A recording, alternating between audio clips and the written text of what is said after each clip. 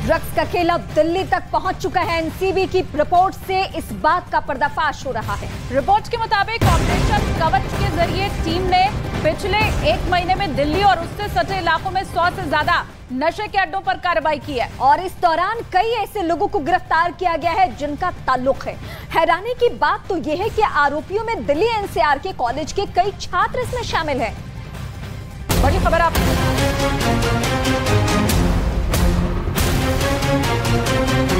Drugs का मकड़जाल अब राजधानी दिल्ली तक पहुंच चुका है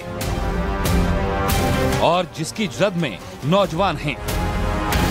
ये दावा एनसीबी के आंकड़े और दिल्ली पुलिस के बयानों में किया जा रहा है।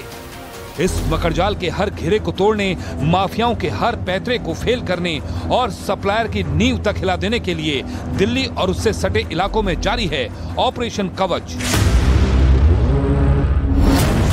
ऑपरेशन कवच ड्रग्स सिंडिकेट की कमर तोड़ने के लिए नारकोटिक्स कंट्रोल ब्यूरो के साथ साथ राज्यों की पुलिस भी अब सतर्क हो चुकी है और माफियाओं की नींद उड़ाने के लिए लगातार छापेमारी कर रही है।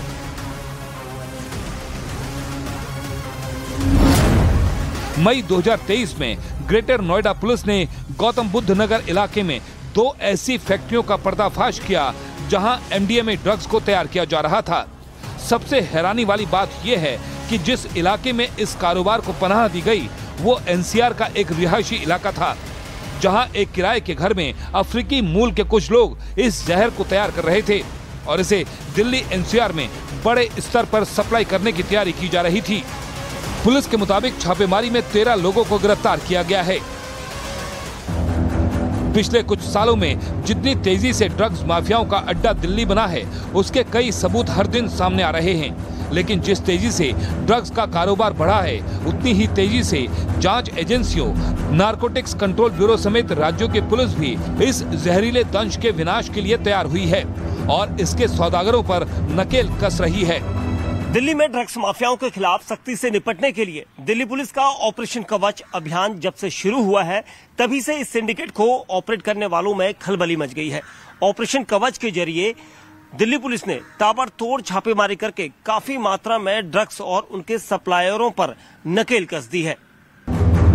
अब ऐसे में सबसे बड़ा सवाल ये है कि दिल्ली में पनाह ले रहे इस जहरीले कारोबार का सरगना कौन है, किसकी शय पर इस जहरीले धंधे की प्लानिंग की जा रही है और कौन इसे तैयार करने के लिए कच्चा माल सप्लाई कर रहा है। एनसीबी की टीम डार्कनेट प्लेटफॉर्म से नशीली दवाएं बेचने वालों के खिलाफ कई बार कार्रवाई कर चुकी है।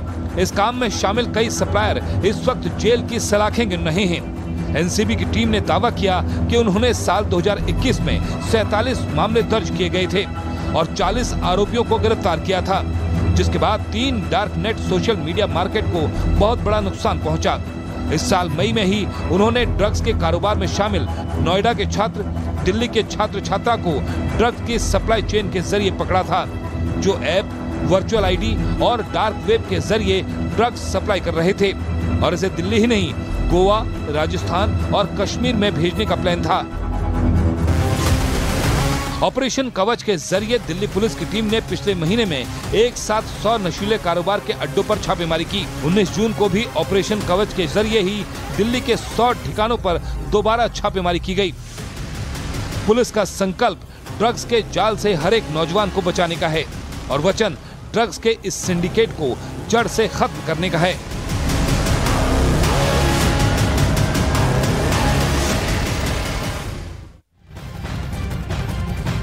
और सीधे अपने सहयोगी दीपक मिश्र का रुख करते हैं। दीपक, जब मुंबई में एनसीबी बड़े स्तर पे कार्रवाई कर रही थी उन दिनों ही इस बात की चर्चा होने लगी थी कि दिल्ली एनसीआर भी से अछूता नहीं है। अब जब बड़े स्तर पे कार्रवाई यहां भी हो रही है, गिरफ्तारियां हो रही है, तो क्या इसका असर आने वाले वक्त में देखने को मिलेगा? क्या क्लीन दिल्ली होने का ख्वाब हम देख पाएंगे?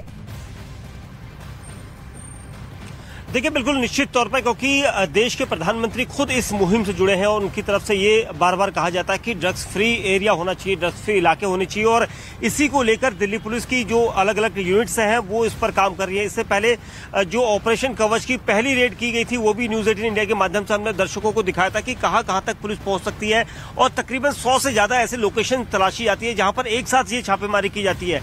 इन जगहों पर छोटे बड़े जो ड्रग्स सप्लायर होते हैं, जो बड़े ड्रग्स माफिया से अपनी लोकल इलाके में ड्रग्स बेचने के लिए रखते हैं, वो ड्रग्स को पकड़ना बहुत बड़ा चैलेंज था। और इसीलिए क्राइम ब्रांच की टीमों ने मिलकर, चाहे स्पेशल सेल की टीमें हो, सब मिलकर एक बड़ी रेड कर रही है।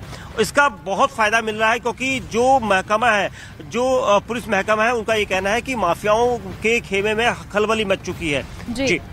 अब दीपक आप बने रहिए, आगे भी लौटेंगे और अपडेट आपसे लेंगे, लेकिन इसी बीच जो बड़ी खबर मिल रही है वो दर्शकों को बता दें। देखिए, दावा अब ये किया जा रहा है कि ड्रग्स माफियाओं के ड्रग्स सप्लाई का तरीका बदल चुका है। अब ड्रग्स सप्लायर इसके लिए ऑनलाइन ऐप और सोशल मीडिया के जरिए सौदा कर रहे हैं ताकि इनकी गिरफ्तारी न हो सके। और ड्रग्स सिंडिकेट चलाने वाले ये गैंग करोड़ों की ड्रग्स की खेप को pan India dark net drugs syndicate के जरिए बड़ी आसानी से खपा रहे हैं। और चलिए रुख कर लेते हैं, दीपक बिष्ट लगातार हमारे साथ जुड़े हुए हैं। दीपक, जैसे जैसे दिल्ली पुलिस का शिकंजा कसता चला जा रहा है, वैसे वैसे ये ड्रग्स माफिया अपना तरीका भी बदलते चले जा रहे हैं। देखिए, निश्चित तौर पर क्योंकि जब नारकोटिक्स या फिर दिल्ली पुलिस के अलग अलग यूनिट्स जो नारकोटिक्स कंट्रोल ब्यूरो से जुड़ी हुई है, नारकोटिक्स का डिपार्टमेंट हमेशा ड्रग्स के ऊपर बड़ी कार्रवाई करता है, लेकिन ड्रग्स माफिया नया पैतरा हर बार इसे सप्लाई करने का तलाश लेते हैं। अब जो डार्क वेब या फिर ऑनलाइन या फिर वर्चुअल आईडी बनाकर इस तरह से ऑनलाइन के जरिए ड्रग्स की खरीद फरोख्त हो रही है, तो अब पुलिस टीमें वहां तक पहुंच गई हैं क्योंकि दिल्ली पुलिस की कई यूनिट्स इस पर काम कर रही है। साथ ही एनसीबी की तरफ से ये भी कहा जा रहा है कि बड़े धड़ल्ले से ये लोग अब सिर्फ उन संस्थानों में जो छात्र पढ़ते हैं उनको बड़ा एक अच्छा लाइफ स्टाइल जीने के लिए पैसे देने की पेशकश करते हैं और उसके बाद उनको अपने झांसे में लेकर संस्थान में बंटवाते हैं या फिर सप्लाई करने की एक चेन बना लेते हैं। इस चेन को पकड़ना बहुत जरूरी है क्योंकि ये जो नए पैतरे अब वो आजमा रहे हैं वो काफी खतरनाक है। क्योंकि दिल्ली एनसीआर में इससे पहले अगर हम जानकारी देते कि मई महीने के अंतिम समय में यहाँ पर 2 फैक्ट्रियां पकड़ी गई थी ग्रेटर नोएडा इलाके में, क्योंकि यहाँ पर ड्रग्स को बनाया जा रहा था, एमडीए में ड्रग्स बनाई जा रही थी। तो ऐसी फैक्ट्रियां और उस पर लगाम लगाने के लिए इस तरह की छापेमारी बहुत जरूरी मानी जा रही है।